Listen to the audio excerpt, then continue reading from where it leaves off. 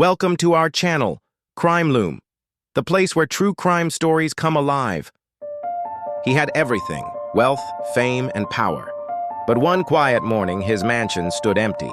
His phone and wallet were left behind.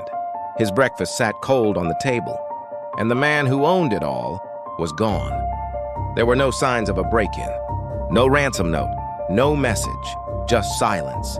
As detectives began to dig deeper, they found lies, betrayal, and secrets worth millions.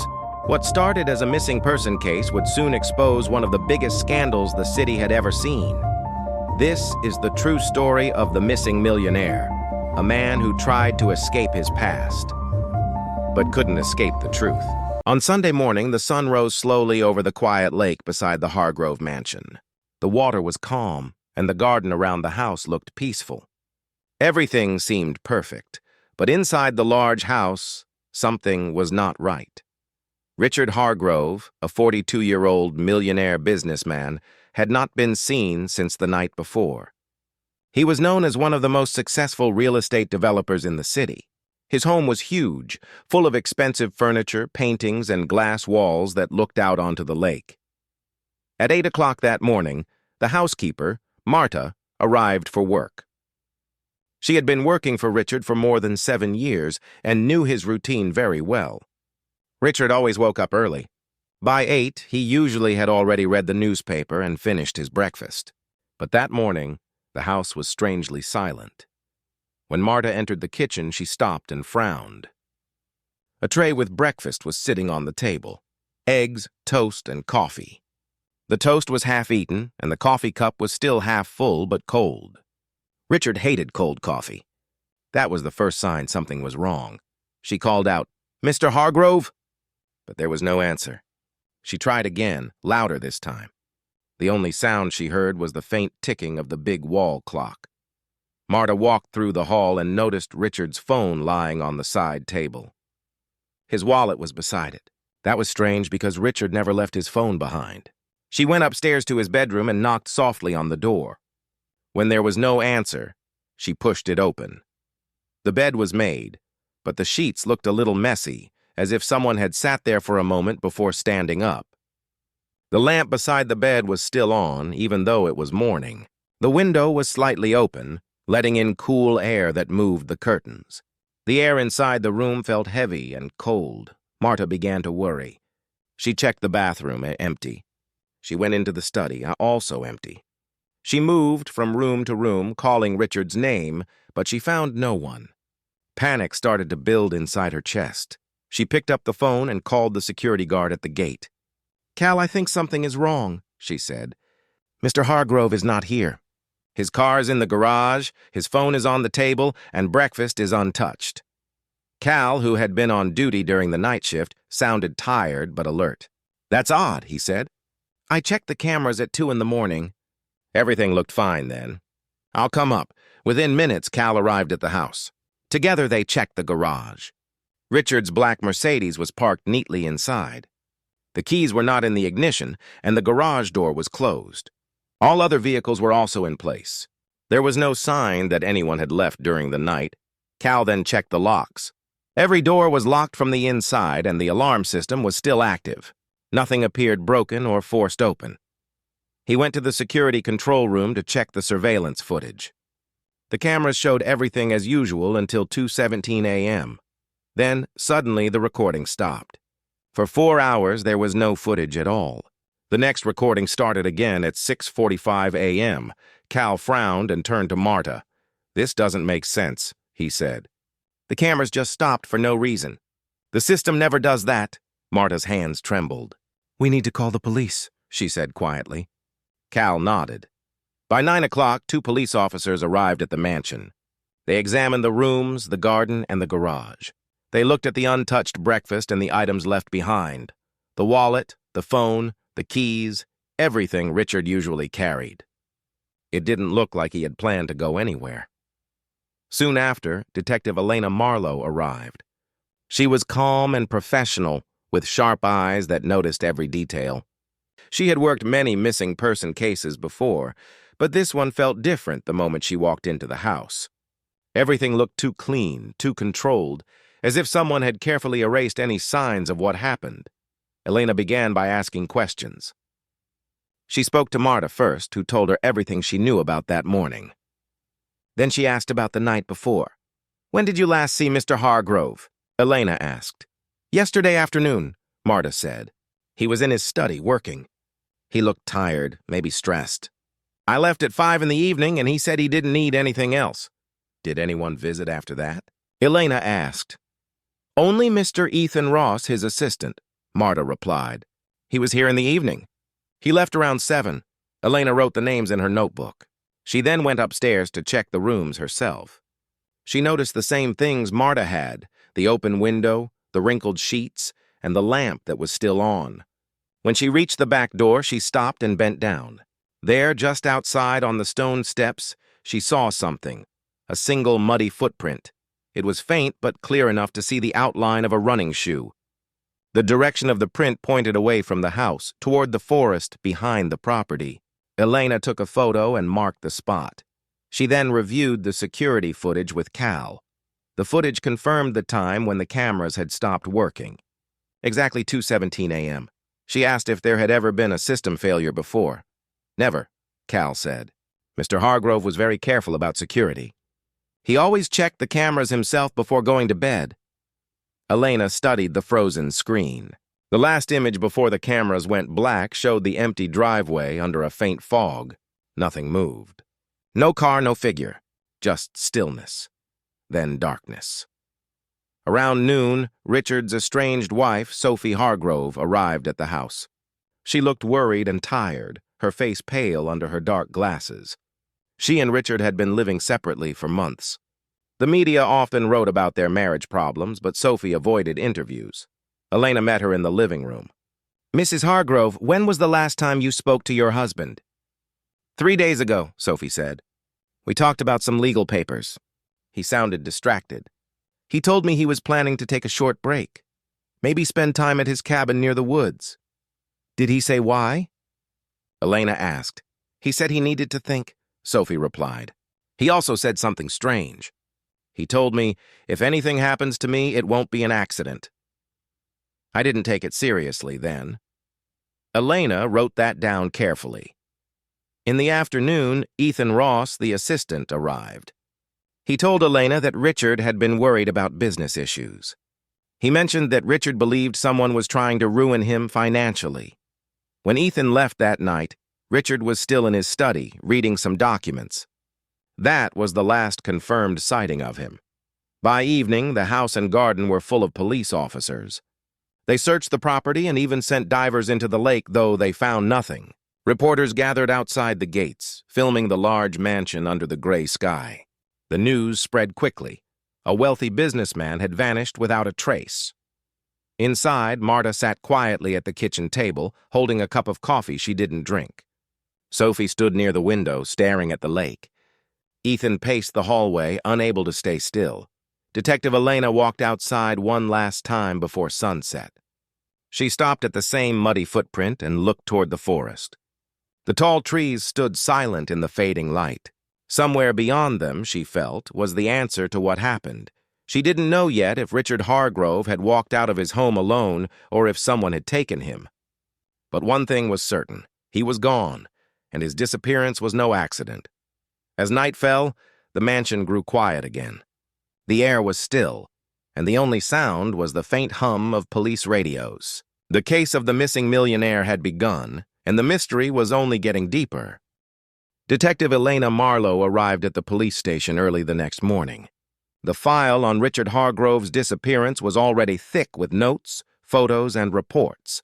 She sat at her desk and read through everything again: the missing businessman, the untouched breakfast, the silent house, and the mysterious 4-hour camera blackout. It didn't feel like a random case. Every detail seemed too careful, too neat, like someone had planned it. Elena began with the people closest to Richard. The first on her list was Ethan Ross, his personal assistant. Ethan was 29, quiet and polite. He had worked for Richard for 3 years and handled most of his daily tasks: schedules, emails, meetings, and accounts. Ethan came to the station at 10 in the morning. He looked nervous and tired with dark circles under his eyes. Elena greeted him calmly. "Thank you for coming in, Mr. Ross. Please, sit down." Ethan nodded and sat across from her. "When was the last time you saw Mr. Hargrove?" she asked. "Saturday evening," Ethan said. "Around 6:30. We went over some reports in his study. He seemed fine, just stressed. I left around 7. Did he tell you where he planned to go later that night?" "No," Ethan replied. "He said he wanted a quiet night." "I thought he was staying home. Did you notice anyone else around the house?" "No, just Marta," he said. "She left before I did. After that, it was just Mr. Hargrove." Elena watched him closely. Was he worried about anything? Ethan hesitated. "Yes, lately he said someone was trying to destroy his company. He didn't trust many people anymore. He thought someone was watching him," Elena made a note. "Did he name anyone?" Ethan shook his head. "No, but I think he was talking about his business partner, Victor Lang. They'd been arguing for weeks." After the interview, Elena thanked Ethan and told him not to leave town. She could tell he was hiding something, maybe fear, maybe guilt, but she wasn't sure what. In the afternoon, Elena went to meet Sophie Hargrove, Richard's estranged wife. Sophie lived in a smaller but elegant home on the other side of the city. She opened the door herself and looked pale, her eyes red from crying. "Detective Marlo," she said softly, "please come in." Elena stepped inside. The living room was clean and quiet. Photos of Richard and Sophie from happier times lined the walls. "When did you last speak to your husband?" Elena asked. 3 days before he disappeared," Sophie replied. "We met at a cafe downtown to discuss our divorce papers. It was a short meeting. We didn't argue. He seemed distracted, though. Did he say anything unusual?" Sophie nodded slowly. "He said he might go to his cabin by the woods. He wanted to get away from work for a few days. He also said something strange, that if anything happened to him, it wouldn't be by accident." Elena's pen stopped moving. "Did he often talk like that?" "Not before," Sophie said. "He was careful but not paranoid. Recently, he looked over his shoulder a lot. He even hired extra security." "I think he was scared of someone." Elena asked about their relationship. Sophie admitted they had been living apart for 6 months. Their marriage had fallen apart because of stress, business troubles, and constant fights about money. Still, Sophie said she wanted him found alive. "I didn't wish this on him," she said quietly. "No matter what happened between us, by evening, Elena drove to Hargrove Development Group, the company Richard had built with his partner Victor Lang.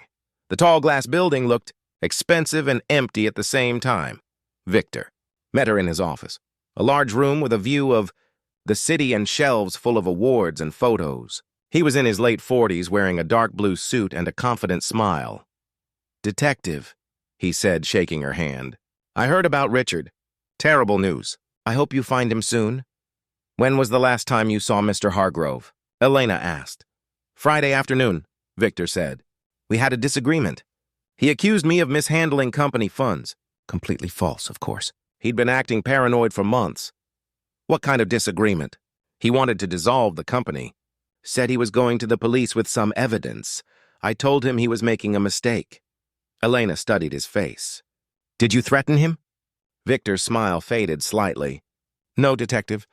I don't threaten people. I'm a businessman, not a criminal."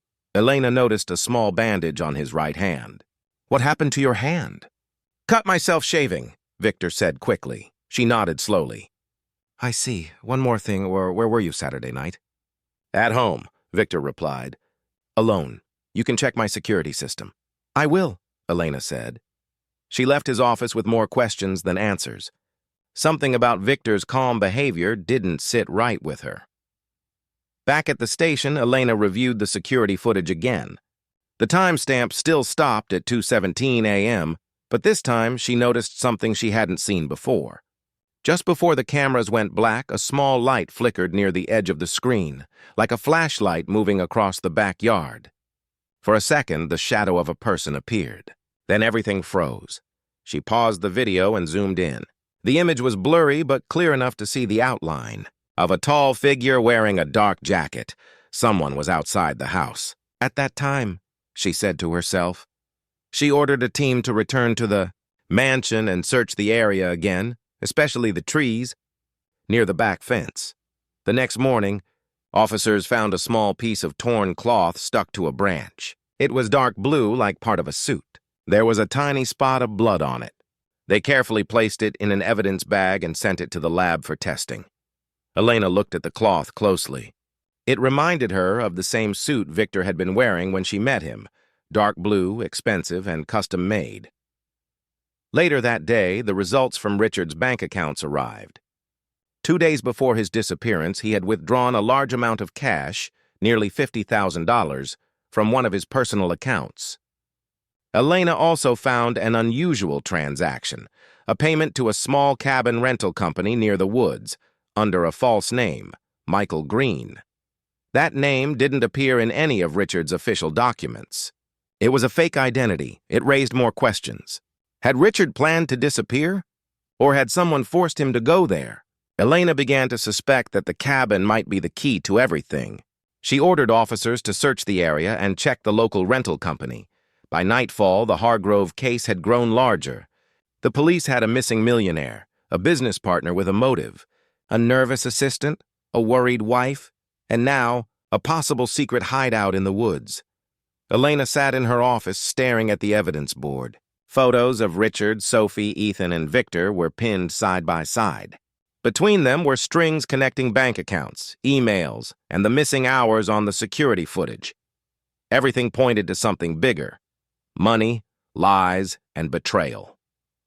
But what she still didn't know was whether Richard Hargrove had been taken, or if he had vanished by choice. As the rain began to fall outside, Elena leaned back in her chair. Somewhere out there, one man knew the truth, and she intended to find him, no matter what it took. The investigation had only just begun.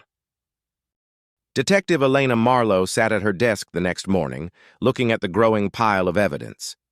The disappearance of Richard Hargrove was no longer just a missing person case. It was turning into something much darker. Every document, every report pointed to secrets that had been hidden under Richard's successful image. She opened the folder that contained Richard's financial records. There were hundreds of transactions between his main company and smaller firms she had never heard of. Some were registered under strange names in countries that had no clear laws about money transfers. The pattern looked suspicious. Money kept moving in and out, but no one knew where it went after that. Elena called in Officer Grant from the financial unit. "Look at these," she said, pointing to the bank statements. "Every 3 months, a large amount of money goes to the same account. The account belongs to a company called Lang Associates Ltd. Does that name sound familiar?" Grant nodded slowly. "Lang. That's Victor Lang, right? Richard's partner?" "Yes," Elena said. "I want you to find out everything about this company." Later that afternoon, Grant came back with a thin folder and a serious look on his face. "Detective, you were right," he said. "Lang Associates Ltd. is fake. It doesn't have an office, employees, or a business license. The company was created by Victor Lang 3 years ago. It's just a shell company he used to move money." Elena leaned back in her chair. "So Victor was stealing from the company," she said quietly. "And Richard must have found out." "That's not all," Grant added. "The transfers total more than $10 million. Elena stared at the numbers on the page. It was clear now why Richard had been so afraid. He wasn't just worried about business. He was sitting on evidence of a serious crime. Elena decided to check the encrypted flash drive found in Richard's study. The tech team had finally unlocked it. Inside were folders labeled with names and dates. One folder was called Insurance. When Elena opened it, she found copies of emails and scanned documents. The emails were between Richard and his lawyer. They discussed plans to report Victor Lang to the authorities for financial fraud. One message from Richard read, "I have gathered all the evidence I need. Once I submit it, the investigation will start. If Victor finds out before then, he will come for me." Another email, dated just 1 day before Richard disappeared, said, "If anything happens to me, this file will be my protection." Elena closed the file and stared at the screen.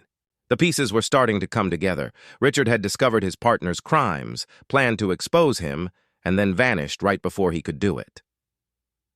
That evening, Elena met with Victor Lang again. He welcomed her with his usual calm smile, but she could see tension behind his eyes. "Detective," he said, "I hope you found something. The media is starting to bother me with calls. I've done nothing wrong." Elena placed a folder on his desk. "We've traced large transfers of money from Richard's company to a fake business you own, Lang Associates. We also found a piece of cloth near the woods behind Richard's house. It matches your suit. There was blood on it." Victor's smile disappeared. "This is ridiculous," he said. "You can't prove anything." "Not yet," Elena said. "But you were bleeding that night, weren't you?" Victor's hand moved slightly toward his bandaged arm. "That was an accident," he said quickly. "An accident that happened the same night Richard vanished?" Elena asked. Victor looked away. "You're wasting your time, Detective. Richard was unstable. He probably ran away. People like him always have secrets." Elena stood up. "Yes, Mr. Lang," she said, "and some of them lead right back to you." She left his office without another word. The next morning, the lab confirmed what Elena had suspected. The blood. On the cloth was a match to Victor Lang. It meant he had been injured near the mansion the night Richard disappeared. Elena ordered a quiet surveillance on Victor. For 2 days, officers followed him around the city. He kept his schedule normal, meetings, lunches, gym visits, but one thing stood out. Late every night, he drove to a private clinic outside town. When the police checked the records, they found that Victor had received treatment for a deep cut on his arm the morning after Richard went missing. He told the doctor he had hurt himself on a boat propeller. Elena didn't believe that story. Meanwhile, she called Ethan Ross back to the station for more questions. He looked even more nervous than before. His eyes darted around the room as if someone was watching him. "Ethan," Elena said, "I know you were helping Victor with money transfers. We found your signature on several withdrawals. Tell me what you know." Ethan swallowed hard. "I didn't mean to do anything wrong," he said quietly. "Victor told me it was just for investment. He said Richard knew about it. I only followed orders. When did you realize it wasn't normal business?" "Last month," Ethan said. "I saw an email between them. They were fighting about the money." Victor came to the office that night angry. "He told me not to tell anyone." Elena leaned forward. "Did you see Victor the night Richard disappeared?" "No," Ethan said. "But Richard told me earlier that day to send Victor a message. He wanted to meet him at the cabin. He said it was private, just the two of them." "What cabin?" "The one near the forest road," Ethan explained. "It's Richard's secret place. Hardly anyone knows about it." Elena's mind began to race. The same cabin Sophie had mentioned, the same one linked to a false name, Michael Green. That evening, Elena and her team drove to the cabin. It was deep in the woods, quiet and hidden. The path was covered in leaves and the windows were dusty. It looked abandoned. When the officers opened the door, they found chaos inside. A chair was broken, papers were scattered everywhere, and part of the floor was stained dark brown. The smell of burnt paper filled the air. Someone had tried to destroy documents in the fireplace. Elena put on gloves and searched the area carefully. In a corner, she found a half-burned notebook. Most pages were black, but one page remained clear. It was Richard's handwriting. The words were shaky and quick. "If they find me, everything ends. I can't trust anyone." The message sent chills down her spine. Near the fireplace, another officer found a small object covered in dirt, a silver watch. The back was engraved with the initials R.H. Elena held it in her hand. "He was here," she said quietly. The evidence was clear now. Richard had discovered Victor's crimes. He had called Victor to the cabin to confront him. Something violent happened there. There was blood, fire, and panic, but still, there was no sign of Richard's body. Had Victor killed him and hidden the body? Or had Richard escaped after the fight and gone into hiding? As the team packed up the evidence, Elena looked out the window of the cabin. The forest was silent, and the sun was setting behind the trees. The case had turned from mystery to danger. Someone was lying, and soon that person would be caught. The secrets of the millionaire were finally coming to light, but the truth was still out there, waiting in the dark. ChatGPT said, "Excellent. Here's part 4, the hidden truth of your story." The Missing Millionaire. Written in simple, clear English, entirely in third person, and around 1,000 words, continuing directly from Part 3. Part 4. The Hidden Truth. Detective Elena Marlo drove back from the cabin with a heavy feeling. The forest road was long and empty, and the evening sky had turned gray. The evidence found at the cabin had changed everything. Richard Hargrove was no longer just missing. Now it looked like he had been part of a violent fight. The notebook, the blood on the floor, and the burned documents all pointed to a struggle. The only question left was, who walked away from that fight alive? Back at the station, Elena spread the photos from the cabin across her desk. She looked at the silver watch, the burned papers, and the page from Richard's notebook. On the whiteboard behind her were the names Richard Hargrove, Victor Lang, Ethan Ross, and Sophie Hargrove. Lines connected them like a web of lies. She called Officer Grant to join her. "We need to check the blood from the cabin," she said. "Find out if it belongs to Richard or Victor." Grant nodded. "The lab is already working on it. We should have results in 24 hours.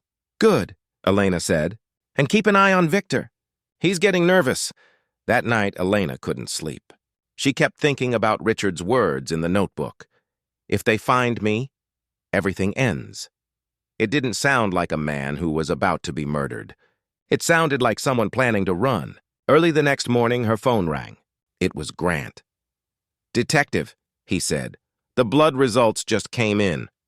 She sat up quickly. "Tell me." "The blood from the cabin doesn't match Richard," Grant said. "It belongs to Victor Lang." Elena's heart raced. "So Victor was injured during the fight," she said. "That means Richard might still be alive." "That's possible," Grant replied. "But where is he now?" That was the question no one could answer. Elena called Victor to the station for another round of questioning. He looked tired and angry. His right arm was still bandaged. "Mr. Lang," Elena began, "we found your blood in the cabin. Would you like to explain how it got there?" Victor froze for a moment, then forced a smile. "You can't prove that," he said. Elena opened a folder and placed the lab report on the table. "It's already proven." "The DNA is yours." Victor's smile disappeared. "Fine," he said. "Yes, I met Richard that night. He called me and asked to talk. I didn't want to go, but he said it was important. We argued. He hit me first." Elena leaned forward. "And then what happened?" "I pushed him," Victor said quickly. "He fell and hit his head. I panicked. There was blood. I didn't know what to do." "Did he die?" Elena asked. Victor's eyes darted around the room. "I don't know," he said. "When I left, he wasn't moving. I thought he was dead. I burned the documents and ran." "Why didn't you call the police?" Victor's voice cracked. "Because I didn't want to go to prison. It was an accident." Elena studied him silently. She didn't believe everything he said, but it was a start. "So where's the body?" she asked. "I don't know," Victor whispered. "When I came back 2 days later to check, the cabin was empty. The body was gone." Elena wrote down every word. After Victor left, she stared at the notes. If Victor was telling the truth, someone had come after him and taken Richard, dead or alive. Later that day, the search team returned to the cabin to look for more clues. They combed the area around the lake and through the forest. After hours of searching, one of the divers called out, "Detective, we found something!" Elena rushed to the dock. The diver climbed out of the water holding a plastic evidence bag. Inside was a leather wallet with the initials RH. It had been found near a rock at the bottom of the lake, about 100 meters from the cabin. Inside the wallet was a driver's license, some old photos, and $300 in cash. Elena stared at it. "He didn't drown here," she said quietly. "Someone threw this in the water to make it look like he did." The wallet added another twist to the puzzle. Richard's body was still missing, but someone wanted the world to believe he was dead. The next day, Elena visited Sophie Hargrove again. She wanted to understand Richard's personal life better. Sophie was sitting on her porch holding a cup of tea. Her eyes looked tired. "Mrs. Hargrove," Elena said gently, "did your husband have any plans to leave the country?" Sophie shook her head. "No, he loved his business too much to walk away. But he did talk about starting over. He once said that money can build walls, but it can't bring peace." Elena looked at her carefully. Do you know anything about the cabin? Sophie nodded slowly. Yes, he built it years ago when he was young. It was his secret place. He used to go there when things got hard. He said it was where he could think clearly. Did he keep anything valuable there? Elena asked. Documents, I think, Sophie said. And a box. I never knew what was in it. Back at the station, Elena received another update. The forensic team had discovered partial fingerprints on one of the burned documents from the cabin. The prints belonged to Ethan Ross. Ethan was immediately brought in for questioning. He looked frightened. I didn't do anything, he said as soon as he sat down. Then tell me why your fingerprints were found in the cabin, Elena said firmly. Ethan's eyes filled with tears. I went there 2 days before Richard disappeared. He told me to drop off some papers. I swear, I didn't go back after that. Elena believed part of his story, but she still felt he was hiding something. Did you know Richard planned to expose Victor? Ethan nodded weakly. Yes, he said he was done protecting him. He said he had enough proof to ruin Victor's career forever. Did Victor know that? Ethan hesitated. I think so. Someone must have told him. Elena's head was full of thoughts as she drove home that night. The clues were pointing toward one truth. Richard had not been kidnapped by strangers or killed by random criminals. Everything that happened was tied to people he knew and trusted. If Victor was telling the truth about leaving the cabin after the fight, and if the blood was his, then Richard had escaped somehow. Maybe he had survived the injury and run away. Maybe he had used the fake name Michael Green to disappear. She thought about the withdrawn cash, the fake name, and the secret email to his lawyer. It all made sense now. Richard had planned for this. He had known something was coming. Elena returned to the office and looked again at the timeline on her board. Every event pointed to one conclusion. Richard Hargrove had staged his own disappearance. He had used the fight with Victor as his escape. The missing body, the planted wallet, the burned documents, all of it could be part of a plan to vanish. Now she just needed to prove it. Elena leaned back in her chair. The rain tapped softly on the windows of the police station. Somewhere out there, Richard Hargrove was alive, hiding behind a new name and a new life. The hidden truth was finally coming into focus. But as she looked at the photos on her board, she couldn't shake one thought from her mind. When the truth came out, it would destroy everyone involved. Detective Elena Marlo arrived at the station early the next morning. She hadn't slept. The more she thought about the case, the more she was sure of one thing. Richard Hargrove was alive. Every clue pointed in that direction. The missing body, the fake name, the hidden cash, and the burned evidence all fit together. Richard had not been a victim. He had been the planner. Still, there were questions left unanswered. Why had he run away? Where had he gone? And how had he managed to stay hidden for so long? Elena decided to check the Interpol database for any signs of travel under false names. It was a long shot, but she had to try. Hours passed as she went through lists of flight records, hotel bookings, and fake passports. Then something caught her eye, a record from 3 weeks after Richard's disappearance. A man named Michael Green had crossed the border from France into Spain. The passport photo was blurry, but the face looked familiar. Elena zoomed in. The man had a beard and dark sunglasses, but the shape of his jaw and the scar near his temple were the same. It was Richard Hargrove. She called Officer Grant immediately. "Grant, I found him," she said. "He's in Spain, living under the name Michael Green. Contact Interpol now." By evening, Spanish authorities had confirmed the information. A man matching Richard's description was living in a quiet villa outside Valencia. The property was expensive and registered under a foreign company. Elena felt a mix of relief and anger. After months of searching, the missing millionaire had finally been found, not dead, not kidnapped, but living freely in another country. 2 days later, Elena flew to Spain with a small team. The villa was located near the coast, surrounded by tall trees and high walls. It looked peaceful and hidden, just like Richard's old mansion by the lake. The local police surrounded the area at dawn. Elena stood outside the gate waiting for the signal. When the officers entered, everything happened quickly. Inside, the villa was quiet. The sound of the waves came from beyond the garden. A man in a white shirt stepped out of the living room, startled by the noise. His hair was longer, his beard thick, but there was no doubt. It was Richard Hargrove. He froze when he saw Elena. "Detective Marlo," he said softly. "I was wondering when you'd find me." Elena stepped forward. "It's over, Richard," she said. "You've been hiding for months. You faked your death, and you left everyone thinking you were murdered." Richard gave a small, tired smile. "I didn't fake my death," he said quietly. "I just stopped living the lie." "Tell me what happened at the cabin," Elena said. He sighed and sat down at the table. "Victor came that night because I asked him to. I had all the evidence of his crimes. The fake accounts, the stolen money. I wanted him to confess, but he panicked. He attacked me first. I defended myself. He grabbed a knife from the kitchen. We struggled. He was cut badly." Richard looked down at his hands. "He fell and stopped moving. I thought he was dead. I was scared. I knew no one would believe me. So I ran.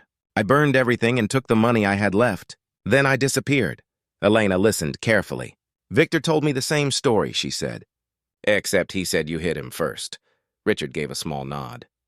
"Maybe we both did things we regret. Do you realize what you've done?" Elena asked. "You made the world believe you were dead. Your wife grieved. Your employees lost everything. You turned your partner's death into a mystery." Richard looked at her sadly. "I didn't plan to stay gone forever," he said. "I just wanted time to think. I was tired of fighting. Money destroyed everything, as my marriage, my company, my name. I thought if I disappeared, I could start over." Elena stood in silence for a moment. She had met many criminals in her career, but Richard was different. He didn't look like a killer or a con man. He looked like a man who had lost control of his own life. Still, the law was clear. "You can't run from your past forever, Richard," she said. "You staged a disappearance, faked records, and left a man dead. You'll have to answer for that." Richard nodded. "I know," he said quietly. "Maybe I deserve it." The officers handcuffed him and led him outside. The morning sun was bright, and the sea wind carried the smell of salt through the air. Richard looked back at the villa one last time. "I thought I could escape my mistakes," he said. "But I only escaped myself." Back in the city, news spread fast. The story of the missing millionaire filled every newspaper headline. "Billionaire found alive in Spain." Richard Hargrove arrested after faking his own death. The world was shocked. Some called him a coward. Others said he was clever. But everyone agreed that his story was one of greed, guilt, and escape. Sophie Hargrove, his wife, refused to speak to reporters. When Elena visited her to tell her the truth, Sophie simply said, "I'm not surprised. He always ran away when things got hard." A week later, Elena sat in the courtroom as Richard gave his statement. He admitted to everything: the fight, the fraud cover-up, and his decision to run. He told the judge he didn't mean to kill Victor, and that he only wanted to leave behind the life that had consumed him. The judge listened carefully. Richard's confession and cooperation reduced his punishment, but he was still sentenced to prison for fraud, evidence destruction, and obstruction of justice. Victor Lang's crimes were also proven after the investigation. His stolen money was recovered, and his business empire was dismantled. Ethan Ross was cleared of serious charges, but fined for his role in helping hide the transactions. When the trial ended, Elena walked out of the courtroom and stood on the courthouse steps. Reporters shouted questions, but she didn't answer. She just looked at the sky and took a deep breath. The case was finally over. Months later, Elena received a letter. It had no return address. Inside was a short note written in neat handwriting. "Detective Marlo, thank you for finding me before I forgot who I was. The truth ruined me, but it also set me free. R.H." She folded the letter and placed it inside the file marked "The Missing Millionaire." Then she closed the case for the last time. Outside, the world had already moved on. But the story of Richard Hargrove stayed alive, a man who had everything, lost it all, and tried to disappear from his own life. In the end, the truth was simple. Money can buy freedom, but not peace. And no one can ever truly run away from themselves. In the end, the missing millionaire was never truly missing. He was hiding from the truth. Richard Hargrove had money, power, and a perfect life. But all of it was built on lies. When his secrets caught up with him, he learned that no amount of wealth can buy peace, and no one can ever run from their own past. His story became a warning that the deeper you hide your sins, the louder the truth will echo when it finally finds you. Subscribe to Crime Loom, and join us as we unravel more heists, mysteries, and untold legends.